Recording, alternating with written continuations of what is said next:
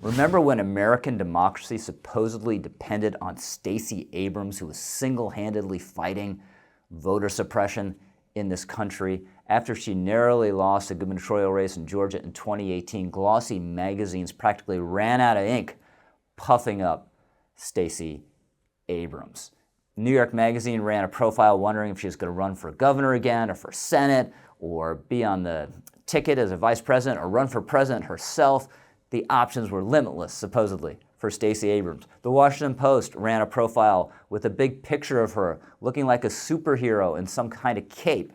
And Vogue ran a profile headlined, "Can Stacey Abrams save American democracy?" Well, all this is crashing down now as Stacey Abrams founders in her second campaign for Georgia governor. Now, she became a progressive rock star, obviously, by claiming the 2018 election and her defeat were illegitimate. This never made any sense. If there were voter suppression on the scale that Stacey Abrams was talking about, you wouldn't have had higher turnout in 2018 in Georgia than you did in the prior midterm in 2014. A federal judge in a long-running case just ruled on a couple of these key accusations, found there was nothing to them. And even Stacey Abrams herself is now backing off and saying she never denied her defeat because she obviously believes that seeming like a sore loser is not a good look for the current campaign she's in. Now, put all that aside, all those bogus accusations,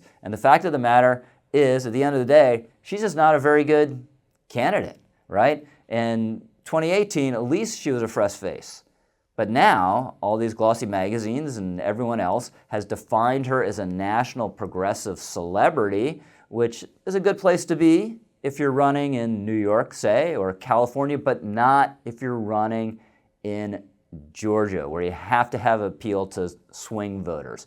And she's made numerous mistakes in this campaign. Most infamously, she said at the outset that Georgia is the worst state in the country to live, an unforced error that was obvious was going to dog her the rest of the campaign. So it has. And then just a couple weeks ago, she seemed to be saying that abortion is a good anti-inflation measure because it's having children that makes people so sensitive to prices. So it's no wonder that Abrams, in some polls, is now losing to Brian Kemp, who beat her the first time around in 2018, by as much as 10 points. According to everyone celebrating her in the media, Stacey Abrams' political career had no limits. Well, it turns out she's actually going to lose in exactly the same race against exactly the same opponent by an even higher margin. In 2 weeks, she's going to look more like Beto O'Rourke than Barack Obama. Hey, check out my video on Kari Lake, who's running for governor out in Arizona, and actually, despite the fact that the media was dismissing her at the outset of the campaign and saying she was a sure loser, has proven to have communication skills that are standing her in really good stead and have her actually ahead in that race and becoming a big star.